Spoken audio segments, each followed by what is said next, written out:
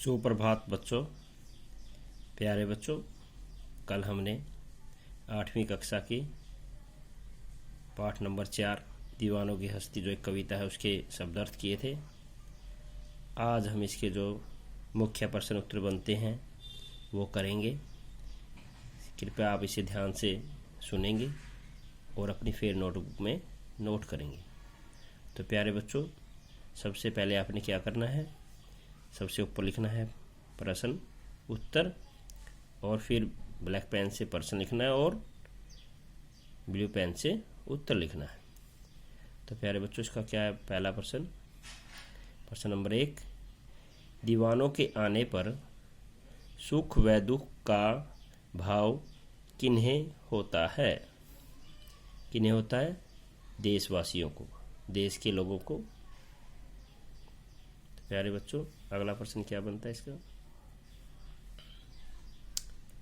प्रश्न नंबर 2,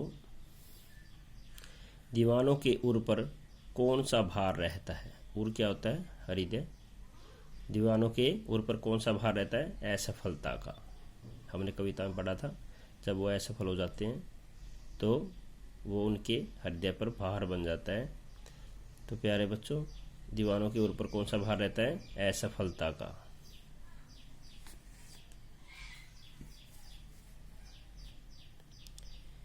दीवानों द्वारा अपनाए जाने वाले मार्ग अनुचित हैं या उचित? प्रश्न नंबर 3 है, दीवानों द्वारा अपनाए जाने वाले मार्ग अनुचित हैं या उचित? तो कैसे उनके द्वारा अपनाए गए देश के लिए, देश को आज़ाद कराने के लिए उनके द्वारा अपनाए गए मार्ग कैसे हैं? उचित। क्या है? उचित। प्रश्न नंबर 3 क्या बनता है बच्चों? 3 हम कर चुके हैं। प्रश्न नंबर 4, कवि ने अपने आने को उल्लास और जाने को आंसू बनकर बह जाना क्यों कहा है? तो क्या बनता है बच्चों इसका उत्तर?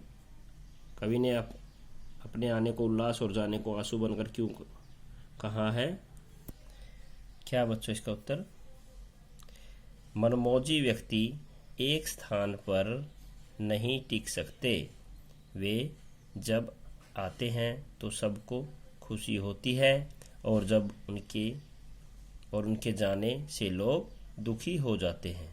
इसलिए उनके आने से उल्लास और वह जाने को आंसू बनकर बहा जाना कहा है।